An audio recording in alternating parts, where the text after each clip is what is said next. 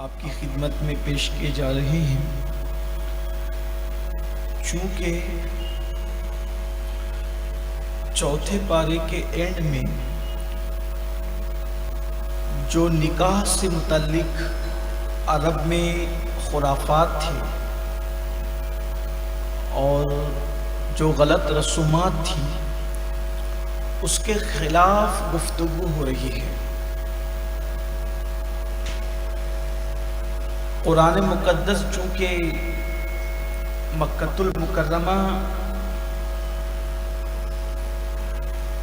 میں اور مدینہ منورہ میں نازل ہوا ہے، یا یوں کہہ لے کہ خطہ حجاز میں نازل ہوا ہے، تو اس وقت وہاں جو جہالت کی غلط رسومات تھی، اسلام نے اس کے خلاف آواز بلند کی۔ تو اس لیے پانچواں پارہ بھی اسی سے کنیکٹ ہے اور الگ ترتیب مضامین ہے۔ تو چوتھے پارے کی کچھ آیتوں کو ہم ساتھ لے کر کے تاکہ پانچویں پارے کے مضامین سمجھ میں آئیں کہ قرآن کہنا کیا چاہتا ہے۔ عرب کا دستور یہ تھا کہ اگر کسی کے باپ کا انتقال ہو جاتا، چونکہ عرب میں کئی عورتیں رکھنے کا رواج تھا، کسی کی 10 تھی بیویاں، کسی کی 20 تھی، کسی کی اور بھی۔ اسلام کے آنے سے پہلے بڑی تعداد میں ان کے پاس بیویاں، اور وہ اس پہ فخر کرتے تھے۔ تو اب جن بیویوں سے ان کو اولاد ہوتی تھی تو باپ کے انتقال کے بعد عرب والے یہ کرتے تھے کہ اپنی سوتیلی ماں کے ساتھ نکاح کر لیتے۔ یہ وہاں کا دستور تھا۔ ظاہر سی بات ہے کہ یہ تو بڑی قبیح اور بڑی گندی رسم تھی، تو اسلام نے اس کو ختم کیا اور اسلام نے بتایا کہ کن عورتوں کے ساتھ نکاح کرنا حرام ہے، اس کی تفصیل آئی، اور اس کو فقہا نے 3 حصوں میں تقسیم کیا ہے۔ ایک تو ہے حرمت نسب، یعنی کچھ عورتیں ایسی ہیں جو نسب کی وجہ سے ہمیشہ کے لیے حرام۔ ایسی ایک حرمت رضاعت کہ جس ماں کا دودھ پیا، اس کا حقیقی بیٹا نہیں ہے لیکن اس کا دودھ پیا، چونکہ عرب میں یہ بھی تھا کہ کئی عورتوں کے دودھ پلائے جاتے تھے، اپنے یہاں بھی کبھی کبھی کسی عذر کی وجہ سے ماں پلانے کے قابل نہیں ہوتی تو کوئی اور خاتون پلا دیتی، اس کو حرمت رضاعت کہتے ہیں۔ اور دوسرا طبقہ یہ ہو گیا۔ تیسرا یہ حرمت مصاہرت۔ مصاہرت یعنی کہ کسی خاندان میں کسی عورت سے نکاح کیا اور اس کو بیوی بنا کر رکھ لیا، تو اب اس کے کچھ رشتہ دار ایسے ہوتے ہیں جن سے نکاح حرام ہو جاتا ہے، اس کا ذکر آیا ہے، تو میں اس کو آپ کے سامنے پیش کرتا ہوں۔ حالانکہ یہ معلومات بہت ضروری ہے مسلمانوں کے لیے۔ اس میں اکثر چونکہ یہ سورہ نساء کا حصہ ہے تو اس میں اکثر نکاح کے مسائل، مہر کے مسائل، طلاق کے مسائل اور بھی مسائل ہیں۔ آج اس پر کچھ گفتگو کریں گے تاکہ ہمارے معاشرے میں بھی یہ علم نہیں ہے، اور علم نہ ہونے کی وجہ سے لوگ غلط راہ پر جاتے ہیں۔ تو جو حرمت نسب ہے، یعنی نسب کی وجہ سے جن عورتوں سے نکاح حرام ہے، ان میں تو قرآن نے پہلے جس کا ذکر کیا وہ ماں ہے۔ ماں سے نکاح نہیں ہو سکتا، یعنی جس سے وہ پیدا ہوا۔ لیکن ماں کہہ کر کے صرف حقیقی ماں مراد نہیں ہے، وہ تو ماں ہے ہی ہے، اس کے ضمن میں اوپر دادی، نانی اور اوپر اوپر اوپر اوپر جتنا اوپر جائیں گے وہ سب سے نکاح حرام ہے۔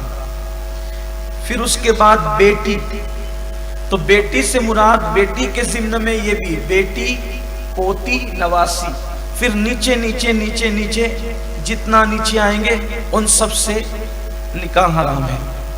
پھر اسی طرح سگی بہن، بہن سے بھی نکاح نہیں ہو سکتا۔ اب سگی بہن سے بھی نکاح حرام ہے اور سوتیلی بہن سے بھی نکاح حرام ہے۔ سوتیلی بہن کس کو کہتے ہیں؟ کہ ماں دو ہو اور باپ ایک ہو، ماں الگ الگ ہو لیکن باپ ایک ہی ہو، تو وہ سوتیلی بہن ہے، اس سے بھی نکاح، وہ بھی نکاح کے مسئلے میں سگی بہن کی طرح حرام ہے، اس سے بھی نکاح نہیں ہو سکتا۔ پھر اسی طرح پھوپھی سے بھی نکاح حرام ہے۔ پھر اسی طریقے سے خالہ، سگی خالہ، اس سے بھی نکاح حرام ہے۔ پھر بھتیجی اور بھانجی، یہ جو سارے رشتے ہیں یہ نسب کی وجہ سے حرام ہے۔ ماں، دادی، نانی اوپر اوپر، بیٹی، پوتی، نواسی نیچے نیچے، پھر اسی طریقے سے پھوپھی، خالہ، بھتیجی، بھانجی، یہ ٹوٹل ہو گئے تقریباً 7، تو ان سے نکاح حرام ہوا۔ پھر اسی طرح اگر کسی عورت کا دودھ پیا تو وہ بھی سگی ماں کی طرح ہے، یعنی حرمت رضاعت ثابت ہوگی نا، تو نکاح کے معاملے میں سگی ماں کی طرح۔ پھر اس کی بیٹی رضائی بہن، سگی بہن کی طرح، وہی نکاح کے مسئلے میں۔ پھر اسی طریقے سے جس کا دودھ پیا اس کی سگی بہن، یہ اس طریقے سے پھر وہ جو رشتے میں نے بیان کیے، پھر وہ سارے رشتے نہیں وہی تقریباً وہ بھی 7 ایسے ہو جاتے ہیں۔ پھر اس کے بعد اب کسی عورت سے نکاح کیا تو اس کی جو ماں ہے اس سے کبھی نکاح نہیں ہو سکتا، حرام ہے۔ یعنی جس سے نکاح کیا ہے تو سمجھ لیجئے خود کی ساس، وہ ہمیشہ کے لیے حرام ہو گئی، اس کو حرمت مصاہرت کہتے ہیں۔ اسی طریقے سے اگر وہ پہلے گھر سے کوئی بیٹی رکھتی ہے، یعنی اس کی بیٹی، وہ جس نے نکاح کیا ہے اس سے، یہ اس کی حقیقی بیٹی نہیں ہے بلکہ یہ کسی اور مرد سے لیکن ہے اسی کی بیٹی، تو وہ بھی آپ کی بیٹی کی طرح ہوگی، اس سے بھی ہمیشہ کے لیے نکاح حرام ہوگا۔ اسی طریقے سے بہوؤں کے ساتھ، یعنی کہ جو عورت کبھی آپ کے بیٹوں کے نکاح میں رہی ہو اور اس سے بیوی جیسا سلوک کر لیا گیا، وظیفہ زوجیت ادا کر دیا گیا، تو بہوؤں کے ساتھ اگر کبھی معاذ اللہ کسی کے بیٹے نے اس کی بہو کو طلاق دے دیا تو کبھی بہو سے نکاح نہیں ہو سکتا، وہ ہمیشہ کے لیے حرام ہے۔ اسی طریقے سے پوتوں کی بیویاں، نواسوں کی بیویاں، یہ بھی سب بہوؤں کے حکم میں اور ان سے بھی کبھی نکاح نہیں ہو سکتا۔ پھر اس طرح سے جو بیوی ہے اس کی بہن سے نکاح ہو سکتا ہے، لیکن یعنی سالی سے، مگر شرط یہ ہے کہ جب تک کہ بیوی نکاح میں رہے گی اس وقت تک کہ سالی سے نکاح کرنا جائز نہیں ہوگا۔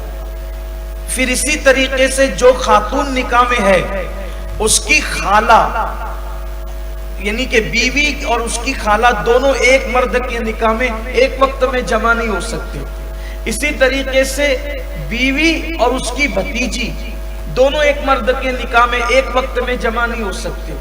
اسی طریقے سے بیوی اور اس کی بھانجی دونوں ایک وقت میں ایک مرد کے نکاح میں جمع نہیں ہو سکتے۔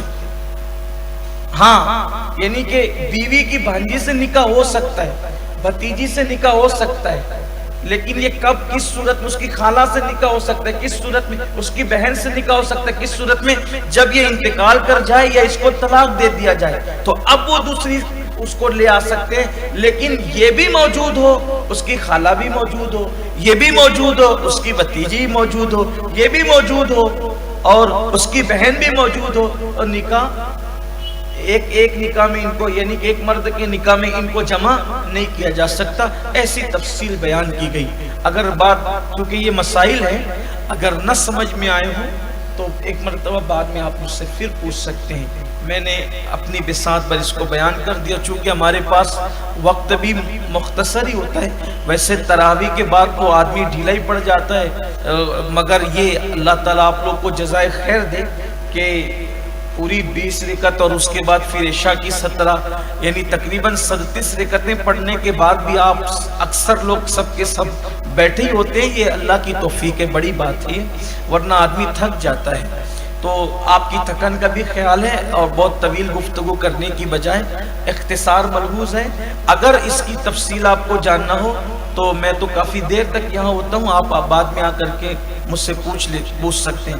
آج کل عصر سے لے کر کے جو ہے وہ تقریباً رات 2-2:30 بجے تک کے یہیں پر وقت گزر جاتا ہے۔ اس کی وجہ یہ ہے کہ عصر سے لے کر مغرب تک کیبل پر جو ہے وہ بزم افطار کی محفل ہے، جس میں سوال و جواب اور درس وغیرہ کا سلسلہ چل رہا ہے۔ پھر اس کے بعد مغرب سے عشاء کا ٹائم کم ہوتا ہے تو یہیں گزر جاتا ہے، اور پھر تراویح آپ کے ساتھ ہوتی ہے اور درس، اور اس کے بعد پھر ملنے جلنے والے لوگ ہوتے ہیں۔ تو اگر آپ کو اس کی تفصیل جاننا ہے بلا جھجک آپ آ کر بیٹھ کر پوچھ سکتے ہیں، مجھے برا نہیں لگتا، بلکہ مجھے ان لوگوں سے محبت ہوتی ہے جو کچھ سمجھنا چاہتے ہیں۔ اگر کسی کو سمجھنا ہو تو بالکل سمجھ سکتا ہے۔ تو پھر آگے اس کے بعد پھر ذکر آ رہا ہے مہر کا، چونکہ یہ نکاح کے مسائل چل رہے ہیں، پھر مہر کا ذکر آ رہا ہے کہ اللہ کا حکم ہے کہ جب کسی سے نکاح کرو کسی عورت سے تو اس کا مہر ادا کرو۔ اور مہر کے معاملے میں یہ ہے کہ مطلقاً مہر ادا کرنا یہ واجب ہے، اس کو ادا کرنا ضروری ہے، لیکن اس میں اجلت کرنا چاہیے۔ کچھ لوگ مہر بہت تاخیر کرتے ہیں، بلکہ بعض لوگ کا حال تو یہ ہے کہ 4-4 6-6 بچے ہو گئے، داڑیاں سفید ہو گئی، 50-60 سال کی عمر میں پہنچ گئے، نکاح کو 40-40 سال ہو گئے، ابھی تک انہوں نے مہر دیا ہی نہیں۔ حالانکہ نکاح کے فوراً بعد مہر ادا کرنا چاہیے، یہاں تک فرمایا کہ بیوی کے قریب ہونے سے پہلے اس کا مہر اسے پہنچا دیا جائے۔ حدیث پاک میں آتا ہے کہ جو شخص نکاح کرے، یہ کیمیائے سعادت میں حدیث پاک موجود ہے، امام غزالی لکھتے ہیں کہ جو شخص نکاح کرے اور مہر نہ دینے کی نیت کرے کہ دینا ہی نہیں ہے میں نے مہر، تو قیامت کے دن ایسے شخص کو زانی کی حیثیت سے اٹھایا جائے گا۔ اس لیے مہر ادا کرو۔ بعض لوگ تو یہ کہتے ہیں 40-40 سال ہو گئے، وہی جو 251 150 روپیہ 100 روپیہ 111 روپیہ مہر باقی، ابھی بھی باقی ہے۔ دنیا کہاں پہنچ گئی؟ اس وقت کے 111 روپیے آج کیا قیمت رکھتے تھے، لیکن چونکہ وقت تو گزرتا گیا، پیسے تو بڑھ نہیں سکتے، اب جب وہ پیسے کی قیمت تو اتنی ہی رہی، لیکن پہلے ایسا ہوتا تھا کہ 111 روپے میں آدمی ایک مکان خرید لیتا تھا، ابھی 111 روپے میں ایک ڈریس بھی نہیں خرید سکتا، لیکن مہر تو بیچاریوں کو اتنا ہی ملنا، یہ ظلم ہے۔ اس لیے جلدی جلدی دے دو، جتنا بھی ہے دے دو، بلکہ اگر بہت پرانا ہے تو کچھ بڑھا کر کے اس میں دے دو تاکہ وہ کوئی زیور تو خرید سکے۔ اچھا، یہ بھی ایک غلط فہمی ہے کہ مہر کا پیسہ عورت استعمال نہیں کر سکتی، ایسا نہیں ہے۔ مہر کا پیسہ اگر عورت چاہے تو اس کے زیورات بنا کے پہن لے، اپنے ذاتی کام میں استعمال کر لیں۔ عام طور پہ ہمارے ہاں یہ مالیگاؤں میں یعنی کہ ماحول ہے کہ مہر کا پیسہ ملتے ہیں تو مسجد مدرسے میں دیتے ہیں، اچھی بات ہے، لیکن اگر آپ اپنے کام میں لانا چاہتے ہیں تو بھی لا سکتے ہیں، مگر یہ بھی اچھی بات ہے کہ آپ مسجد مدرسے میں دے کر کے اللہ کی راہ میں دے دیں، یہ بھی اچھی بات ہے، لیکن یہ غلط فہمی ہے کہ نہیں استعمال کر سکتے ذاتی طور پہ، ایسا نہیں ہے، ذاتی طور پہ بھی استعمال ہو سکتا ہے، وہ عورت کی ملکیت ہے، اس کی خاص، وہ جس کام میں چاہے استعمال کر سکتے۔ مہر دے دیا کرو۔ پھر اس کے بعد ہمیں تجارت کا طریقہ سکھایا جا رہا ہے۔ دیکھیے قرآن کی یہ شان ہے، قرآن نے کسی بھی عنوان کو چھوڑا نہیں ہے، ہر عنوان پر قرآن نے گفتگو کی ہے۔ چند 100 صفحات پر مشتمل یہ کتاب ہے، لیکن احاطہ کرتی ہے تمام عناوین کا، ہر چیز کو بیان کر دیا ہے۔ اب آپ کی جتنی صلاحیت ہے آپ اس میں ڈوبتے جائیے، نکالتے جائیے موتی۔ تو پھر فرمایا کہ اے ایمان والو، بڑا خوبصورت انداز ہے قرآن کا لوگوں کو مخاطب کرنے کا، اے ایمان والو اپنے مالوں کو ناجائز اور باطل طور پر نہ کھاؤ۔ حالانکہ آدمی اپنا مال کیسے ناجائز طور پہ کھائے گا؟ آدمی تو دوسرے کا مال کھائے گا، لیکن قرآن کتنی ایک دوسرے میں اپنائیت بتاتا ہے مسلمانوں میں، کہ اگر تم اپنے کسی مسلمان بھائی کا مال ناجائز طور پہ کھا رہے ہو تو تم غیر کا نہیں اپنوں کا ہی کھا رہے ہو ناجائز طور پہ، تو ناجائز طور پہ نہ کھاؤ، دھوکہ دے کر مت کھاؤ، حرام مال مت کھاؤ، تجارت کا جو طریقہ ہے جس کو اللہ نے حلال کیا ہے اس کے مطابق کھاؤ. یعنی اسلام نے حلال پر بہت زور دیا ہے.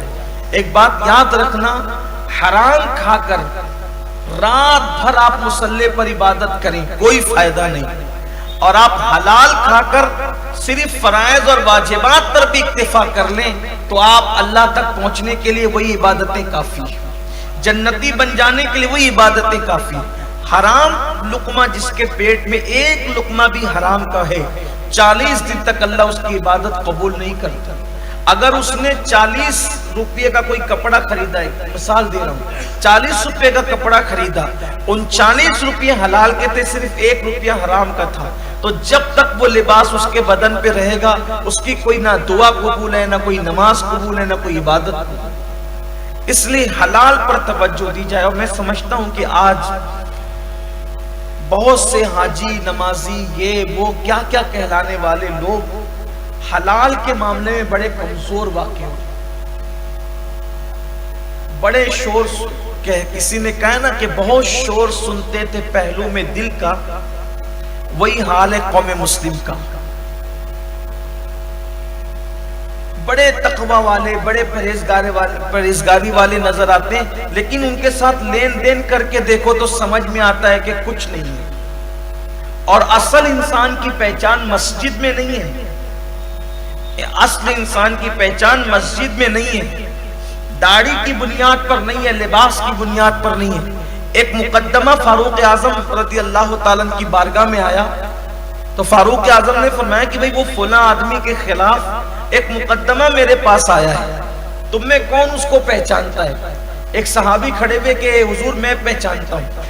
سرکار علیہ السلام کے صحابی تھے، فاروق اعظم نے کہا میں پہچانتا ہوں. کہا کیسا ہے؟ وہ کہا بہت اچھا ہے. کہا بہت اچھا ہے تو آپ کے پاس عمر ابن خطاب تھے، وہ بہت جلدی کسی کی بات پر آپ آسانی کے ساتھ مانتے تو نہیں تھے، آپ کی اپنی طبیعت تھی، وہ بہت تحقیق کا مزاج رکھتے تھے. تو فاروق اعظم نے کہا کہ تم نے اس کو اچھا کہہ دیا، دلیل کیا ہے؟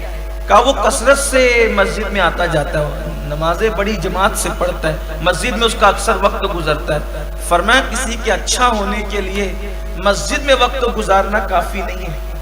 کیا تم نے اس کے ساتھ سفر کیا ہے؟ کہا نہیں. کہا اس کے ساتھ لین دین کیا ہے؟ کہا نہیں. کیا آپ اس کے پڑوس میں رہے ہو؟ کہا نہیں. کہا جب یہ 3 کام آپ نے نہیں کیے تب آپ کو اس کو اچھا کہنے کا کوئی حق نہیں. صرف مسجد میں بیٹھنے کی بنیاد پہ اچھا نہیں کہہ سکتے جب تک لین دین نہ کرو، پڑوس میں نہ رہو، سفر نہ کرو.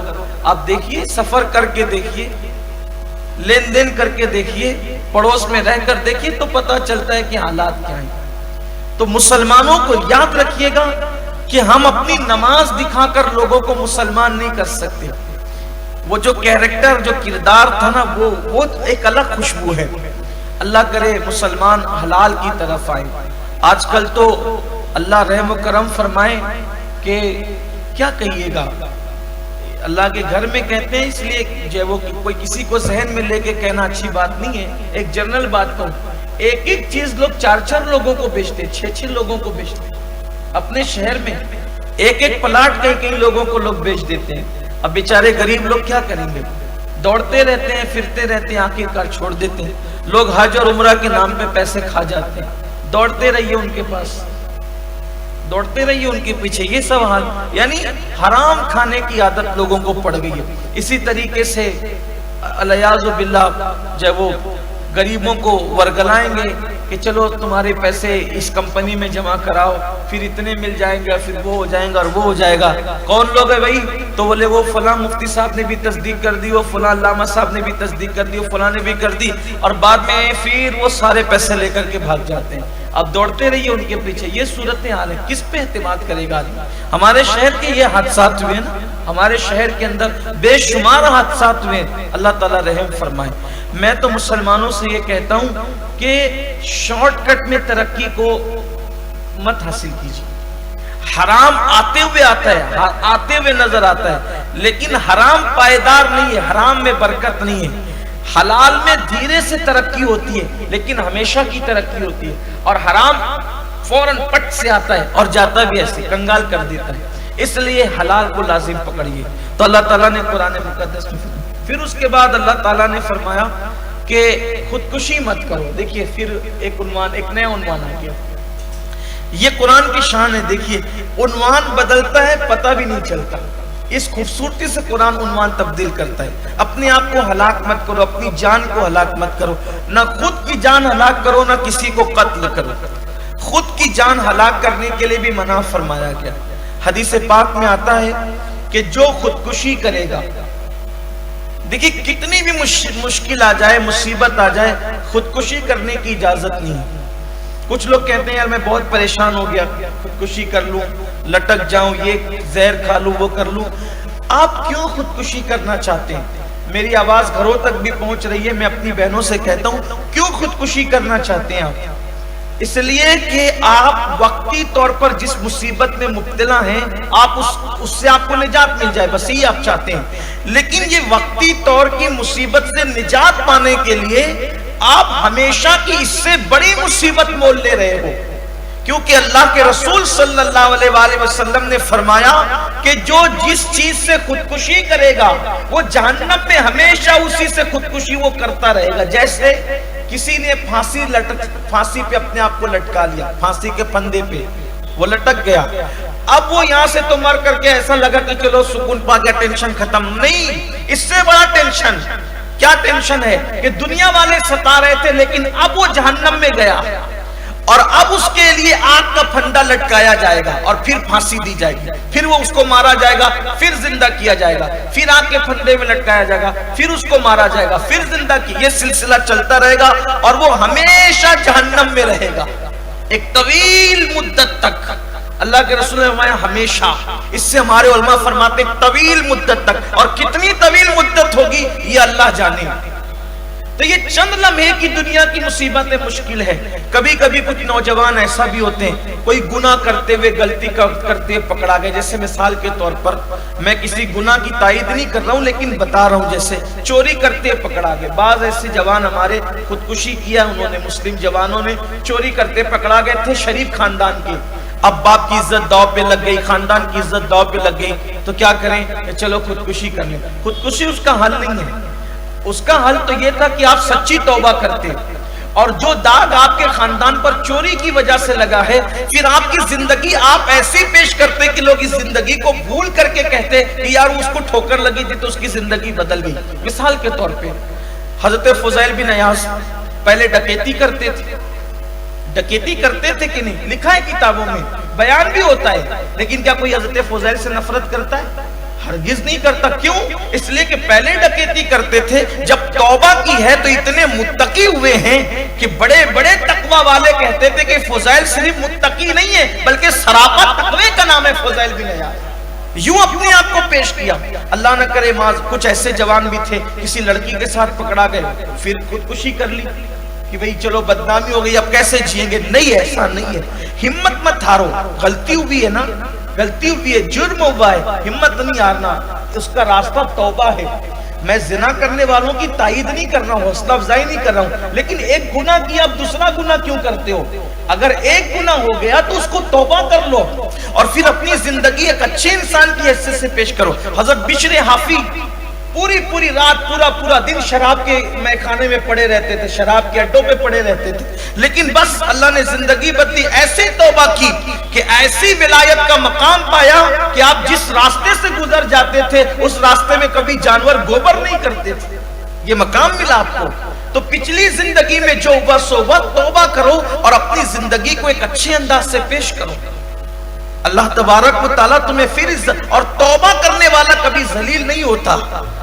ہر دنیا کی عدالت کا دستور ہے کہ جو اپنے جرم کا اقرار کر لے وہ ذلیل ہو جاتا ہے. میرے اللہ کی عدالت ایسی ہے, اگر بندہ اقبال جرم کر کے سچی توبہ کر لے اللہ ذلیل ہونے نہیں دیتا, اتنی عزت عطا کرتا ہے کہ اپنا محبوب بنا لیتا ہے.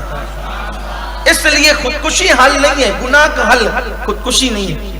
قرض کے بوجھ تلے دبے, اس کا حل خودکشی نہیں ہے. اگر قرض کے بوجھ میں دب گئے ہو, اب نہیں دے پاتے, پہلے تو قرض مت کرو, اور اگر قرض کے بوجھ تلے دب گئے ہو تو اسلام یہ کہتا ہے کہ نہیں دینے کی حیثیت ہے تو زکوٰۃ کی رقم لے کر بھی اپنا قرض ادا کر سکتے. اسلام نے راستے بتائے, اس راستے سے چلو. تو فرمایا کہ خودکشی نہ کرو. بڑا بہت بھیانک اس کا انجام ہے جہنم کے اندر. یعنی کسی نے زہر پی کر کے مرا ہے, تب اس کو جہنم کا زہر پلایا جائے گا, بار بار مارا جائے گا, پھر زندہ کیا جائے گا, پھر مارا جائے گا. کسی نے چھری اپنے پیٹ میں ڈال لی ہے تو جہنم کی بنی ہوئی آگ کی چھری اس کے پیٹ میں ڈالی جائے گی, اس کو مارا جائے گا. یعنی جس چیز سے بھی اس نے خودکشی کی, اسی طریقے سے کوئی پانی میں کود کر خودکشی کیا ہے تو جہنم کی وہ ابلتی ہوئی کھولتی ہوئی نہروں میں اس کو ڈبایا جائے گا, مارا جائے گا, پھر زندہ کیا جائے گا. سوچو کتنی تکلیف ہے. چند لمحے کی تکلیف کو برداشت نہ کرنے کی وجہ سے اور حرام کام کرنے کی وجہ سے کتنا بڑا وبال تم لے رہے ہو. اس لیے اللہ ہر مسلمان کو اس شیطانی وسوسے سے محفوظ رکھے. فرمایا کہ نہ خودکشی کرو اور نہ کسی کو تم قتل کرو, کسی کو قتل مت کرو. اس لیے کہ اگر تم نے بے گناہ کسی کو قتل کیا ہے, ایک انسان کا قتل تمام انسانیت کے قتل کے برابر ہے. اللہ معاف نہیں فرمائے گا, بلکہ قاتل کا حال یہ ہے کہ جو قاتل ہے اس پہ اللہ نے لعنت کی ہے, وہ ہمیشہ جہنم میں رہے گا. اس کا مطلب بھی ہے کہ طویل مدت تک. بلکہ یہاں تک آیا کہ اگر قاتل توبہ نہ کرے تو اللہ اس کا کوئی عمل قبول نہیں کرتا, کیونکہ آپ نے کسی کو قتل کیا تو آپ کسی مسلمان کو, تو آپ کی مسلمان بہن بیوہ ہوگی, اس کے بچے یتیم ہوں گے, اس کے گھر میں اندھیرا ہوگا. مسلمان ایک جسم کی طرح ہے, کسی کو بھی تکلیف و درد تو ہم ہی کو ہونا ہے. اس لیے دوسرے کو قتل مت کرو. آج ہم دیکھ رہے ہیں کہ اپنے شہر میں ابھی رمضان شریف سے پہلے قتل کی کئی واردات بھی ہوئی, چھوٹی چھوٹی چیزوں پر, چھوٹی چھوٹی چیزوں, کتے کو چھیڑ دیا اس پر قتل کی واردات, بچوں پہ سے جھگڑا ہوا اس پہ قتل کی واردات. قتل کو آسان سمجھ رکھا ہے, قتل کو آسان سمجھ رکھا ہے. قاتل پر اللہ نے لعنت کی ہے, لعنت. اس کا کوئی عمل اللہ کی بارگاہ میں اس وقت تک قبول نہیں ہے جب تک وہ توبہ نہ کر لے. اتنا ناراض ہوتا ہے اللہ قاتل سے. اس لیے بے گناہ, اچھا مسلمان تو مسلمان ہے, کسی کافر کو بھی بے وجہ قتل کرنے کی اجازت نہیں ہے. مسلمان تو بڑی چیز ہے, کوئی اگر مسلمان نہیں ہو تو اس کو بھی قتل نہیں کر سکتے. اتنا آسان نہیں ہے قتل. بلکہ اللہ اکبر, حدیث پاک میں آتا ہے کہ کسی چڑیا کو بھی آپ نے بلا وجہ قتل کیا. حدیث پاک کا مفہوم ہے جو چڑیا کو بلا وجہ قتل کرے گا تو پہاڑوں جیسی نیکیاں بھی لائے گا تو اللہ اس کی نیکیوں کو رد کر کے اس کو جہنم میں داخل فرمائے گا. یعنی چڑیا اگر حلال تھی, آپ نے کھانے کے لیے ذبح کیا تب تو ٹھیک ہے, آپ کی ضرورت تھی, وہ بلا وجہ قتل کیا, کھیل تماشے میں قتل کیا. پہاڑوں جیسی نیکیاں ایک چڑیا کے قتل پر رد کر دی جائے گی, پہاڑوں جیسی. حج, عمرہ, رمضان شریف کے روز سب رد کر کے صرف چڑیا کے قتل پر. دیکھو, اپنی ضرورت کے لیے ذبح کرنا الگ اور شوق کے لیے قتل کرنا الگ, دونوں کا فرق آپ سمجھیں گے, اس پر توجہ ہوگی آپ کی. کھیل کود کے لیے آپ نے قتل کر دیا, جہنم میں ڈالا جائے گا. جب چڑیا کے قتل پر یہ وبال ہے تو انسانوں کے قتل پر, پھر اس سے ان لوگوں کو بھی سبق لینا چاہیے جو خود کے بچوں کو قتل کر دیتے ہیں ماں کے پیٹ میں. اللہ انہیں بھی ہدایت عطا فرمائے.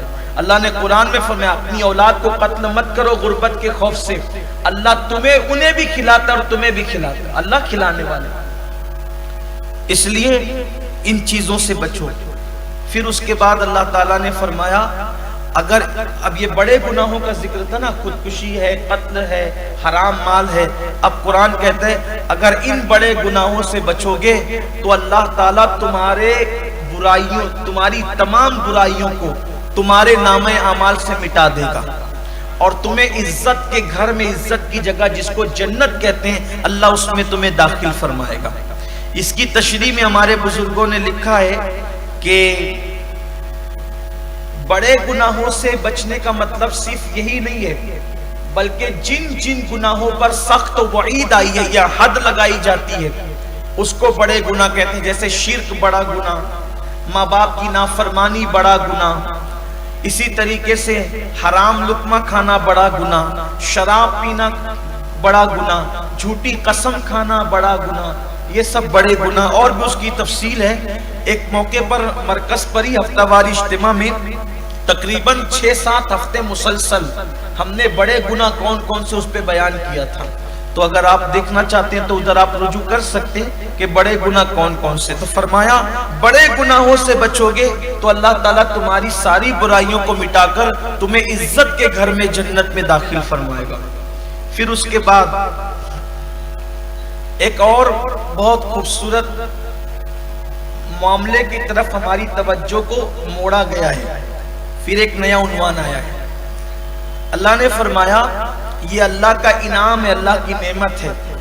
اللہ نے تم میں بعض کو بعض پر فضیلت اور بزرگی عطا فرمائی. یعنی اللہ نے کسی کو خوبصورتی دی, اللہ نے کسی کو دولت دیا, اللہ نے کسی کو بڑے گھرانے میں پیدا کیا, کسی کو اعلیٰ نسب پیدا کیا. یعنی الگ الگ اللہ کی نعمتیں. پھر اسی طرح کسی کو چھوٹے گھرانے میں پیدا کیا, پھر کسی کو خوبصورتی کم دی, کسی کو مال کم دیا. یعنی یہ اللہ کی تقسیم ہے, کسی کو کچھ دیا, کسی کو کچھ دیا. تب اس میں ہوتا کیا ہے, جب کسی کو نعمت, جیسے ہمارے جیسے دوست ہیں, 4 دوست ہیں, ایک ایگزامپل دے رہا ہوں. اب اس میں کوئی بہت خوبصورت ہے اور دوسرا کوئی ایک کالے رنگ کا, تو وہ سوچتا ہے یار یہ بڑا خوبصورت ہے, کاش میں بھی ایسا ہوتا. تو قرآن نے اس سوچ کا خاتمہ کیا کہ بھئی اللہ نے تجھے جو دیا ہے نا, تو اسی پہ خوش رہے, اس جیسا بننے کی کوشش نہ کر. بن نہیں سکتا. تو جب بنے گا نہیں تو کیا ہوگا, آپس میں حسد پیدا ہوگا, بغض پیدا ہوگا, عداوت پیدا ہوگی, دشمنی پیدا ہوگی. تو رنگ کا کالا ہے, وہ رنگ کا گورا ہے, تو جیسا نہیں بن سکتا. تو غریب ہے, وہ بہت مالدار ہے, تو حلال ذریعے سے کوشش کر, وہاں تک پہنچ سکتا ہے تو ٹھیک ہے, ورنہ اس جیسا بننے کے چکر میں تو اپنا بھی کھو دے گا. تو اس میں کیا ہے کہ تم مالدار نہیں ہو, تم خوبصورت نہیں ہو, تم بہت پڑھے لکھے نہیں ہو, تم بہت علم والے نہیں ہو, تم اعلیٰ خاندان کے نہیں ہو, تو اس جیسا بننے کی کوشش کرنے کی بجائے ایک معاملہ یہ کرنا کہ تم اچھے عمل کر کے اللہ کو راضی کرنے کی کوشش کرنا, تو وہ سب تمہارے پیچھے رہ جائیں گے, تم ان کے آگے نکل جاؤ گے. یہ ایک راستہ آگے نکلنے کا. تو کسی اور جیسا دنیا میں اس جیسا بننے, بھئی بہت سارے سفید چمڑی والے ایسے ہیں جو جہنم میں جائیں گے. اب جیسے ابو لہب کو ابو لہب کیوں کہتے ہیں, اس کا نام تو ابو لہب نہیں ہے نا. ابو لہب کو ابو لہب کیوں کہتے ہیں؟ ابو لہب کو ابو لہب کہنے کی وجہ یہ ہے کہ وہ بظاہر اتنے سفید رنگ کا تھا, یعنی سمجھانے کے لیے کہہ رہا ہوں, یعنی بظاہر وہ اتنا خوبصورت تھا کہ اس کے رنگ کی, اس کی سرخی, چہرے کی سرخی بنو ہاشم سے تھا نا. وہ حضور اکرم صلی اللہ علیہ وآلہ وسلم کے والد اور اس کے والد ایک ہی تھے نا, ایک ہی خاندان تھا. تو بنو ہاشم کا تو پورا خاندان ہی خوبصورت تھا. تو ابو لہب اتنا خوبصورت تھا بظاہر کہ اس کی سرخ رنگت کو دیکھ کر ایسا لگتا تھا کہ جیسے آگ کے شرارے اٹھ رہے. یعنی اتنی خوبصورتی تھی, بلا کی خوبصورتی بظاہر, کہ ایسا لگتا تھا جیسے, اسی لیے لوگ اس کو ابو لہب کہتے تھے. یعنی ایسا دیکھ کر کے لگتا تھا جیسے اس کی خوبصورتی سے چنگاریاں اڑ رہی. لیکن کیا ہوا, وہ کفر کی وجہ سے حسن کی چنگاریاں جہنم کی چنگاریوں میں تبدیل ہو گئی, اور قرآن نے کہا کہ وہ آگ میں جل گیا, جلا دیا گیا. تو اب دیکھیے, ایک ہے ابو لہب کی ظاہری خوبصورتی, اور دوسرے بلال حبشی کی بظاہر جو ہے ان کا رنگ پکا. لیکن کہاں ابو لہب خاندان اعلیٰ, دولت والا, اس کے بعد حسن والا, جمال والا, اعلیٰ نسب کہلانے والا, مکے کا سردار کہلانے والا, قرآن نے اس کو سند یافتہ جہنمی قرار دیا. اس کے جہنمی ہونے میں کوئی شک ہے؟ پوری صورت آگے اس کے جہنمی ہونے پر. لیکن ایک وہ بلال جس کے نسب کے بارے میں بہت زیادہ, یعنی کہ بنو ہاشم کی طرح لوگ اعلیٰ نسب ان کو نہیں کہتے ہیں نا, لوگ نہیں کہتے. اسی طرح رنگ ان کا اتنا بہت زیادہ خوبصورتی والا نہیں, لیکن انہوں نے جو تقویٰ پرہیزگاری اختیار کی, تو اب شان یہ ہے کہ حضور علیہ السلام ان کے جوتیوں کی آہٹ جنت میں محسوس فرما رہے ہیں. ان کے قدموں کی آج جنت میں محسوس فرما رہے. تو اسلام یہ بتا رہا ہے کہ کسی کی دنیاوی ترقی دیکھ کر اس جیسا بننے کی کوشش کرنے میں حسد اور بغض میں مبتلا ہونے کی بجائے دین میں آگے بڑھنے کی کوشش کرو اور اللہ کو راضی کر رہے. اس لیے کہ وہ راستہ سب کے لیے کھلا ہوا ہے. دنیا کے راستے بند ہے نا, لیکن وہ راستہ کھلا ہے. قرآن کہتا ہے والذین جاہدوا فینا لنہدینہم سبلنا, کہ جو ہماری راہ میں کوشش کرتے ہیں ہم اس کے لیے راستے پیدا کر دیتے ہیں. تو اس لیے اس طرف کوشش کیجئے, دیندار بننے کی کوشش کیجئے. تو اس پر کہا گیا کہ اور پھر یہ کہ تم اللہ کا فضل مانگ. ایسا بھی نہیں کہ ہاتھ پہ ہاتھ دھرے بیٹھ جاؤ بھئی, کسی کی طرح بننے کی کوشش کرنے میں حسد نہیں کرنا. تم بھی اللہ سے فضل مانگو, اللہ تمہیں فضل عطا فرمائے گا. پھر اس کے بعد اب اختتام پر آ جاتے ہیں. پھر اللہ فرماتا ہے یہ ایک اور چیز, آج کا بھی اعتراض ہے, اس دور کا بھی اعتراض تھا. اس دور میں, اس دور کا بھی اور آج کا بھی, آج لوگ کہتے ہیں کہ اسلام نے عورتوں کو مردوں کے برابر کھڑا نہیں کیا, پیچھے ڈھکیلا. تو اللہ تعالیٰ بتا رہا ہے قرآن کے اندر کہ جیسے مردوں کو کمانے کا حق ہے ویسے عورت بھی کما سکتی. اور ایک اور بہت بڑی بات کہہ دی, مگر مرد کی کمائی کا مالک مرد ہے اور عورت کی کمائی کی مالک عورت ہے. لیکن اب چونکہ مرد کمائے گا تو مرد پر فرض ہے کہ وہ عورت پہ خرچہ کرے, لیکن عورت کمائے گی تو عورت پہ فرض نہیں کہ وہ مرد پہ خرچہ کرے. وہ اپنا خود جمائے گی اور وہ چاہے گی تو مرد کو دے گی, نہیں چاہے گی تو نہیں دے گی, اس کے بعد وہ خود جمع کرے گی. یہ ہے.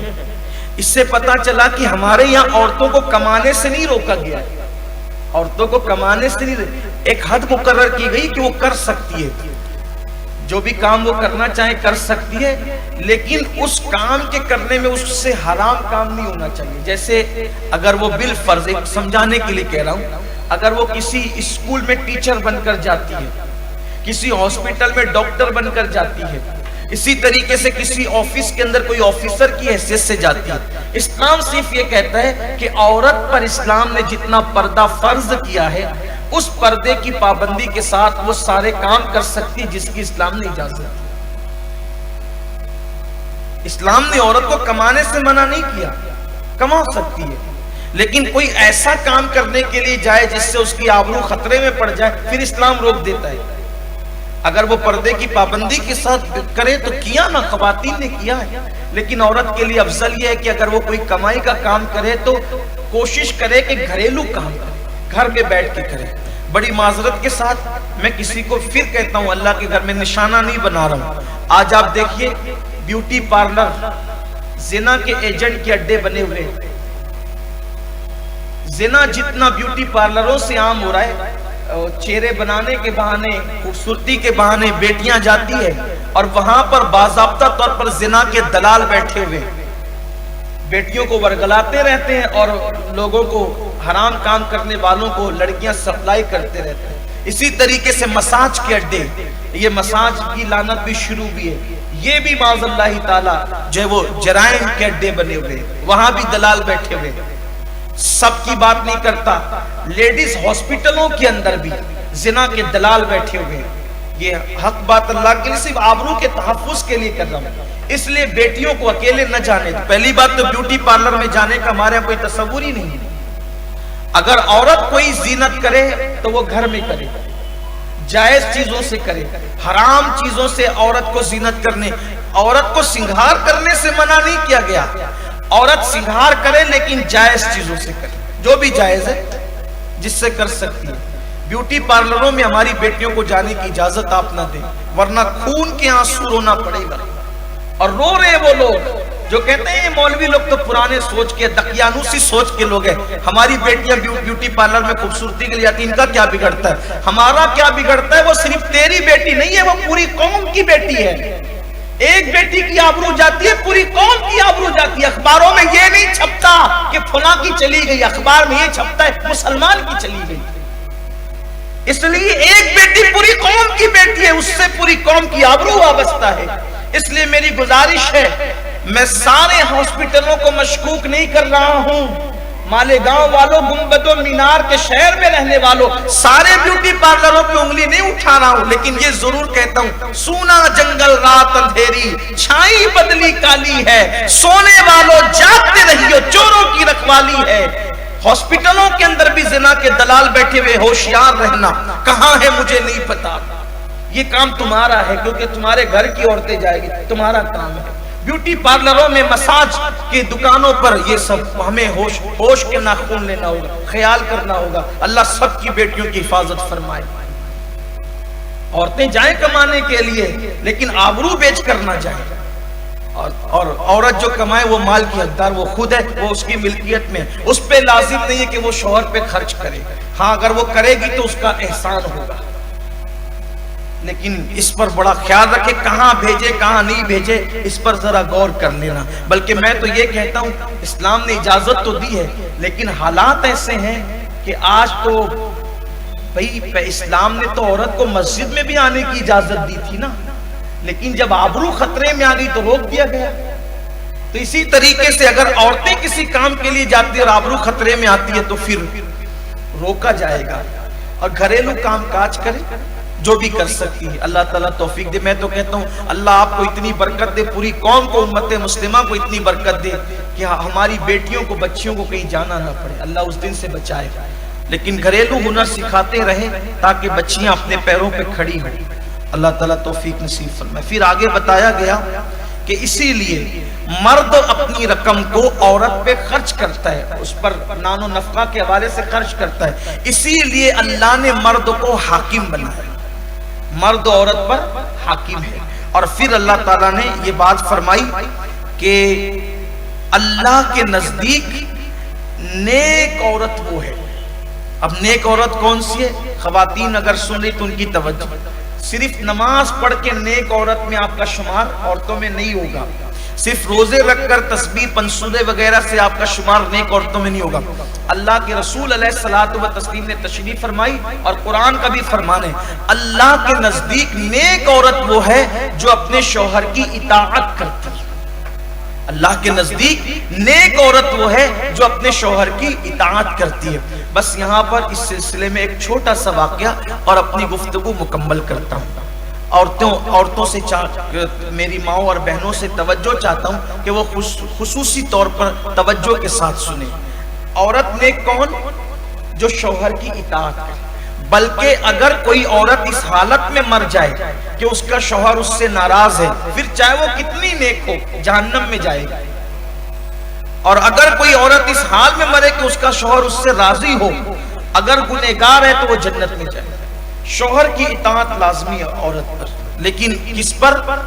नेक कामों में। इस्लाम के अगर माज़अल्लाह शौहर हराम काम के लिए कहता है तो अल्लाह और रसूल की नाफरमानी में किसी की इताअत लाजिम नहीं है। इस सिलसिले में मुख्तसर सा जो वाक़या वो ये है कि एक सहाबी सफर पर जाने लगे तो उन्होंने उनकी बीवी से कहा कि मैं सफर पे जा रहा हूं, जब तक मैं वापस लौट कर नहीं आता तुम अपने मैके नहीं जाना, यानी अपनी मां के घर नहीं जाना। और हालांकि फासला कितना था? फासला बस इतना था कि नीचे की मंजिल में उस खातून के माँ बाप रहते थे और ऊपर की मंजिल में, यानी एक ही मोहल्ला था, वो खुद रहती थी। बस शौहर का हुक्म था तुमने नहीं जाना जब तक मैं लौट कर ना आऊं। उनको अंदाजा शायद नहीं रहा होगा कि मेरे बाद क्या हालात हो जाएंगे। आदमी किसी हिकमत के तहत कोई पाबंदी लगाता है, कोई बात करता है। अब वो थी सहाबिया, हुजूर की तरबियत याफ्ता, क्योंकि खवातीन भी आती थी ना आकाए करीम सल्लल्लाहु अलैहि वसल्लम से इल्म और फैजान लेने के लिए। और वो हुजूर अलैहि सलाम के लिए एक दिन मखसूस, हुजूर अलैहि सलाम ने औरतों के लिए एक दिन खास कर रखा था कि वो खवातीन को तरबियत दी जाती थी। अब वो थी हुजूर की तरबियत याफ्ता, ये तो चले गए कह के कि मैं लौट के ना आऊं तो अपनी माँ के यहाँ नहीं जाना। उन्होंने कहा बहुत अच्छा।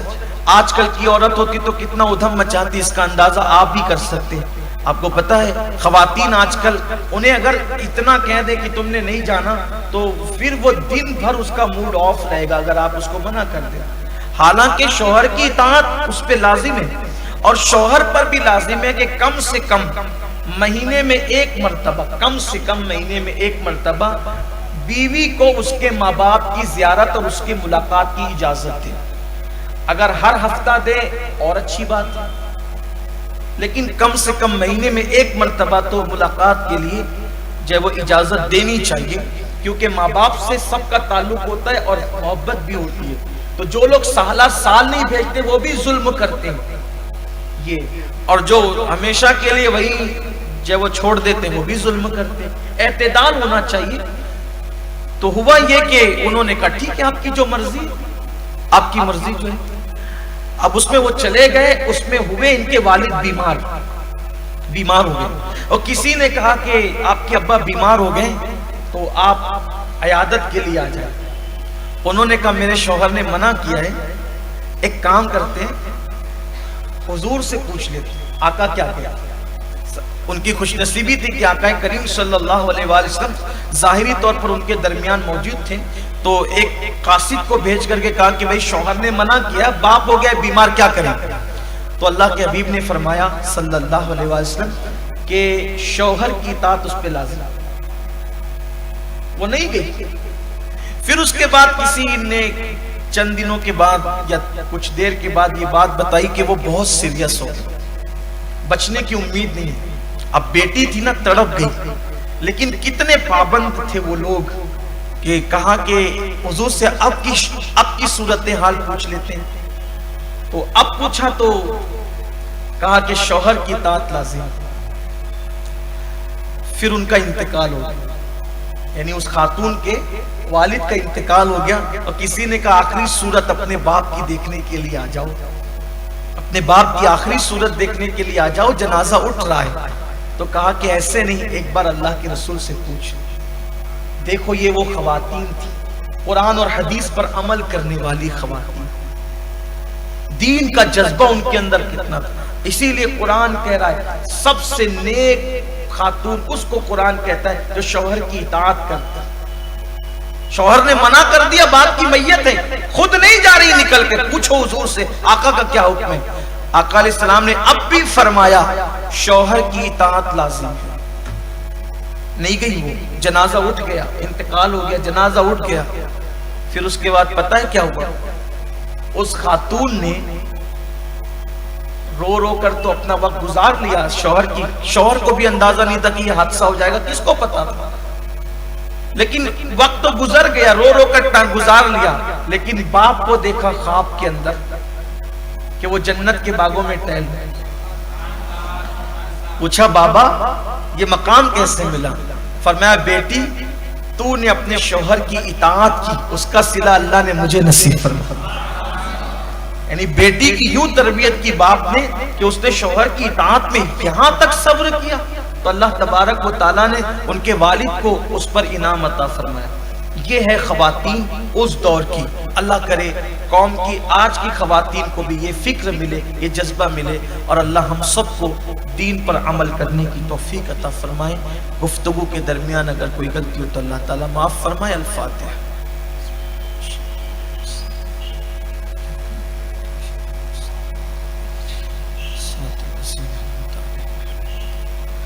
ان اللہ وملائکتہ یصلون علی النبی یا ایھا الذین آمنوا صلوا علیہ وسلموا تسلیما۔